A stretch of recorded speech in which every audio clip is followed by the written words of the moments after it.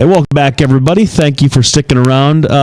So Jay, we're talking about business and foreign policy, and I posed a question about the attitudes of other countries.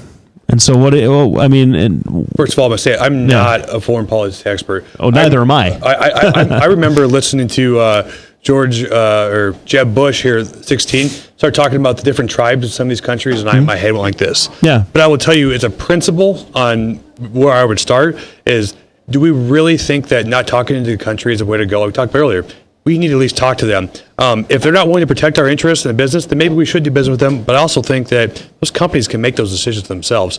If we have no property rights in a country and they can take everything, do you think a country's or one of our employers is going to go there, or they're free trade? There's just no way that happens. When it comes to how they got into power, we talked about the break here. They had a Democratic elected, a Republic, almost like a Senate used to have.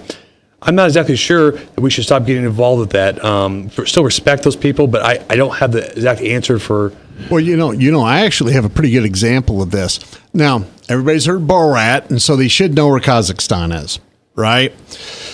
Here's the truth. Kazakhstan is sitting on so much oil for a little tiny area that it's incredible. Per mile, they have more oil underneath them than any other country in the world.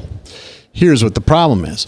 Just like what Jake said, and it goes along with your assessment, they don't have any property rights. They want to come in. They want you to give them all your future profits before you can start to drill. They put all these ridiculous things in the way that really has nothing to do with business at all. And so nobody goes there to drill. Nobody does. At some point, they're going to get this figured out. But these countries that make it difficult to do this business don't get the business.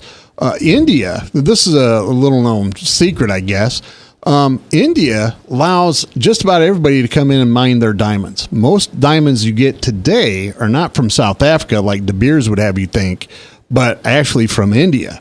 And that is because the Indian government finally decided, well, hold on, we want to be able to participate in this market. We want to be competitive too. So they changed some of the laws they had so that these mining companies can come in. But okay, so I understand. I understand all that. But then you have the situation like we had with Chad about 10 years ago, where Chad found a whole bunch of oil and wanted to sell it, but Chad is landlocked, didn't have a way to get their oil to market, and so the United States, a bunch of international partners came in and said, "Hey, look, we are going to help you develop your oil, but we need to." And they had a dictator at the time.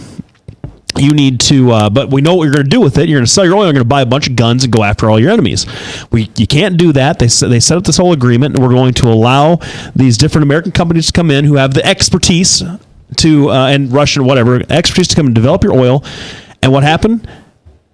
The guy said, "Hey, look, I don't feel like living up to this agreement after it had been in place for a year or two." You remember this? Oh, so yeah. What he did, he turned to Exxon and said to Exxon, "Hey, why don't you come in and develop my oil? You give me half of what you get. You take the rest." Exxon, they struck a deal. He bought a bunch of guns and sort of waged war on his population. That's where it is important to do business. I grant that, and I agree with you. But it's not the only interest in foreign policy, and it's not a cure-all. And I'm the dumbest of the doves. I am morally opposed to war, which is why I'm not in any kind of leadership role where war is ever going to be a decision. Because I would say no on principle every single time. But it's got to be more than just an economic solution. There has a political solution has to be put in place.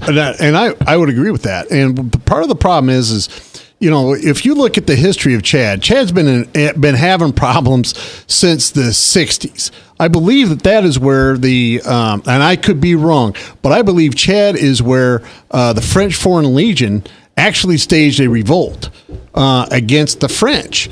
And that's why they changed a lot of how the French Foreign Legion is operated. So Chad has always been a problem. I agree with you, right? It isn't always going to be a solution, but it beats the heck out of bombing them out of existence first. It beats the heck out of sanctions that punish not those that are in power, but those that are most in need. And so for me, it isn't perfect, but I think it's far better than the other solutions that we've tried. And I agree with you 100%. I would echo what you said. Is it the perfect solution? No, but we're going to have problem children, like they call them. We're not going to be able to do business with. Yeah, we are. But what we're doing is not working, so we need to relook at what we're doing and hopefully try something else. But I will tell you one thing about oil people don't realize. Do you know our number one oil exporter or importer is? I did. Very dangerous country. Is it Canada? Canada. Yeah. Very dangerous country. I think people always, whenever talk about oil, they're like, oh, look at Saudi Arabia. I go, well, it's like 2%. Well, yeah, not to, but my point is more to the extent that you can have companies doing business with a country where where the leadership and the company are both making a bunch of money, leaving everybody else out of the deal, and then allowing a government with who has the ability and the will to use force against its own people to do so. Thereby isolating and isolating them further and causing more suffering, which the leadership doesn't care about because all they want are their gold palaces and their cushy lifestyle. That's not a knock necessarily at business. That's just that is how complicated this sort of thing is. Yeah, well, and that is absolutely true. Yep. Now I'm going to go against Republican dogma and mythology just a little bit here. Don't get me wrong. Reagan spending all the money on our military, challenging the Russians to keep up, was the final straw for the Russians. That doesn't mean it was the only straw, because you have to keep in mind, particularly when I was there, I would go over to Europe with 2 bags full of jeans, and I would make enough money on those 2 bags of jeans going over to East Berlin to finance having a pretty good life over there for a while. You know, I had nice clothes and all that other stuff. They let an American into East Berlin to sell jeans? Yeah.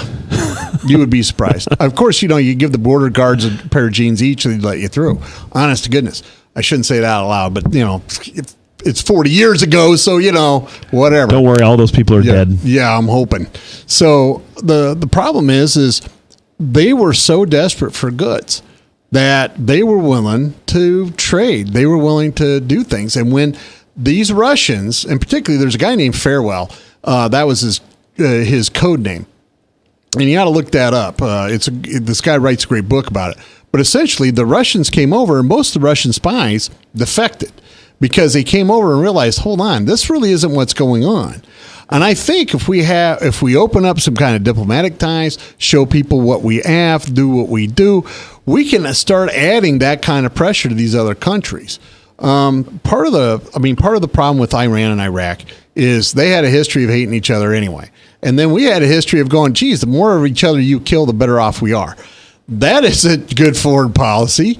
That isn't thoughtful policy. That's just policy.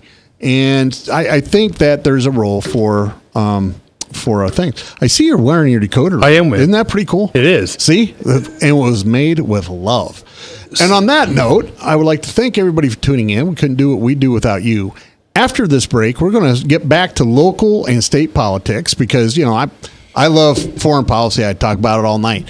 Lefty, I think he would rather hang himself than listen to any more foreign policy talk. So we will be back. We'd like to thank all of our sponsors, Des Moines Anesthesia, Halo Capital, Labinas Law Firm, Bertosha Associates. Thanks everybody for tuning in. We'll be back right after this.